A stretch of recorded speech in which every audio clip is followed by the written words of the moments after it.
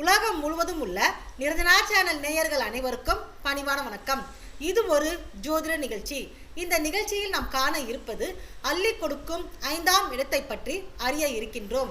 இதை விரிவாக சொல்பவர் ஜோதிடரும் ஸ்ரீ துர்காதேவி உபாசகருமான ஜி கிருஷ்ணராவ்.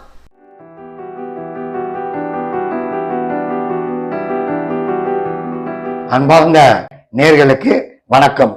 இப்பொழுது நான் என்ன கூறப்போகிறேன் என்றால், இந்த பதிவில் வாழ்க்கையில் முன்னுக்கு வர வேண்டும் என்றால் மடமடவென்று முன்னுக்கு வந்தவர்கள் எப்படி என்று நான் ஆராய்ந்து பார்த்தேன். அப்படி பார்க்கும் பொழுது அவர்களுடைய ஜாதகத்திலே ஒன்று ரிஷப லக்னம் அல்லது மிதுன லக்னம், சிம்ம லக்னம், விருச்சிக லக்னம், கும்ப லக்னம் இப்படி அமைந்திருக்கிறது.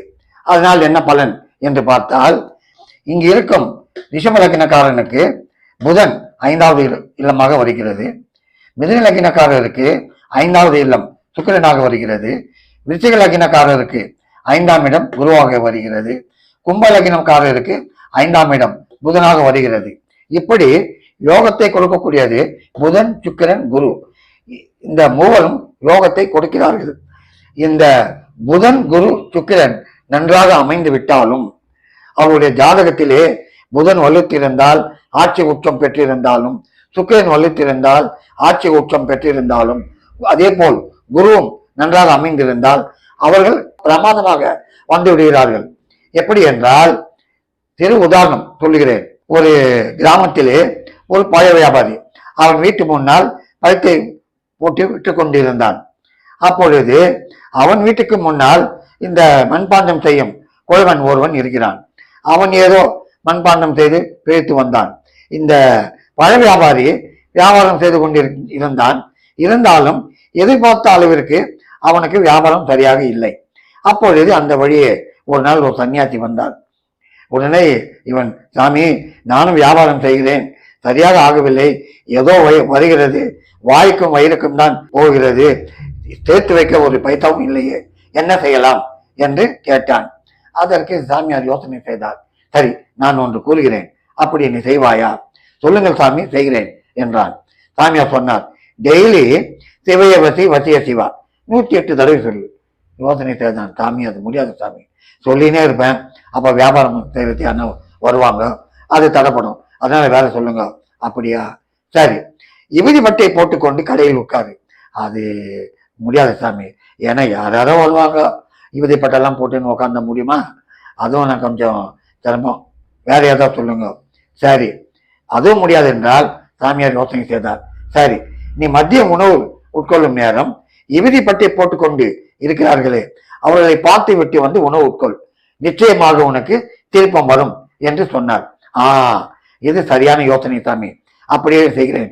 ஏனென்றால் இவனுக்கு வீட்டுக்கு முன்னால் அந்த குழவன் இருக்கிறானே, அவன் விபூதி பட்டை போட்டுக்கொண்டுதான் மண்பாண்டம் செய்வது, எடுத்து அடுக்குவது இப்படி இருந்தான். பார்த்தான். ஒரு நாள் பார்த்து விட்டு, அடே சீக்கிரம் சோறு போடு. என்னங்க? சாமியார் சொன்னாரு, இவரை பட்டை போட்டவர்களை பார்த்து விட்டு சாப்பிடு என்று. பட்டை போட்டவன் பார்த்து விட்டு சாப்பாடு போடு. சரி என்று சாப்பிட்டான். இப்படியே போய் கொண்டிருந்தது. ஒரு நாள் மதியம் இறுதி பட்டை போட்ட அந்த குழவன் இல்லை. எங்கடா போனா இவன் அப்படின்னு தேடி போனா அவன் ஒரு குளத்தங்கார ஓரமா மண்வெட்டியில வெட்டின்னு இருக்கிறான். அந்த பானை எல்லாம் செய்யறதுக்கு மண்ணெல்லாம் வெட்டின்னு இருக்கிறான். அப்போ டங்குன்னு ஒரு சவுண்டு. உடனே இவன் என்ன செய்தான், அந்த சவுண்டு வந்த உடனே அவசர அவசரமாக கையை விட்டு எடுத்தான். பார்த்தா ஒரு பாத்திரம். ஆஹா, புதையல் வந்து விட்டது என்று அந்த குழவன் சுற்றும் முற்றும் பார்த்தான். யாரும் இல்லை போல இருக்கிறது என்று நினைத்தான். அப்பொழுதே வந்தான். அவன் உண்மையில் பாத்திரத்தை பார்க்கவில்லை, அந்த குடத்தை பார்க்கவில்லை, இறுதி பட்டை போட்டானே அந்த குழவனை பார்த்து விட்டான். உடனே என்ன செய்தான், ஆஹா, பார்த்து விட்டேன் என்று கத்திக்கொண்டு ஓடினான் வீட்டுக்கு. குழவனுக்கு பயந்து விட்டான். கை மூடவில்லை, காலும் மூடவில்லை. ஐயையோ, நாம் எடுத்த பாத்திரத்தை பார்த்து விட்டானா, ஓடுகிறானே. அப்படி அவன் பின்னாலேயே இவனும் ஓடுறான் வீட்டுக்கு. உடனே அவன் என்ன செய்யறான், வீட்டுக்குள்ள போய், அடிய நான் பார்த்துட்டேன், சீக்கிரம் சோறு போடு. உடனே பின்னால் ஓடி வந்தான் குழவன். என்ன நடந்தது? என்ன? ஒன்றும் இல்லையம்மா, மண்ணை வெட்டி கொண்டிருந்தேன், அந்த மண் எடுத்துதான் நான் மண்பாண்டமா செய்வேன். உங்களுடைய வீட்டுக்காரர் பார்த்து விட்டார், உடனே பார்த்து விட்டேன் என்று ஓடி வருகிறான். ஊருக்கெல்லாம் தெரிந்து விட்டால் விபரீதமாக போய்விடும். உனக்கு பாதி எனக்கு பாதி. அப்பொழுதுதான் இவனுக்கு புரிந்தது, ஆஹா, நாம பார்த்தது விபதிப்பட்டையும் அதோட இந்த குடத்தையும் தான் இவன் நினைத்து விட்டான். இருக்கட்டும், இப்படியே காலத்தை கழிப்போம் என்று, சரி எனக்கு பாதி கொடுத்து விடு என்றான். உடனே பாதி பங்கை பிரித்து கொடுத்து விட்டு குயவன் மீதி பாதி எடுத்துக்கொண்டு அவன் வீட்டுக்கு போய்விட்டான். இதிலிருந்து என்ன தெரிகிறது? அதாவது அதிர்ஷ்டம் வருகிறது என்றால் சொல்லிவிட்டு வராது, அது இஷ்டமாக வரும். அதற்காக தான் அது இஷ்டம் அதிர்ஷ்டம் என்கிறோம். அப்படி பார்க்கும் பொழுது சில ஜாதகங்கள் ஏதோ ஒரு ஷேர் மார்க்கெட் போடுவார்கள், மடமடமட என்று தூக்கிவிடும். ஏதோ வியாபாரம் செய்வார்கள், மடமடமட என்று சிகரெட் தொடுவார்கள். அப்படி பார்க்கும் பொழுது இந்த லக்னக்காரர்களுக்கு பெருத்த யோகத்தை கொடுக்கிறது. அதாவது இந்த லக்னம் ரிஷபம், மிதுனம், சிம்மம், விருச்சிகம், கும்பம் நம்பி இருக்கலாம். வாழ்க்கையில் நிச்சயமாக முன்னேறுவார்கள். இது சந்தேகம் இல்லை.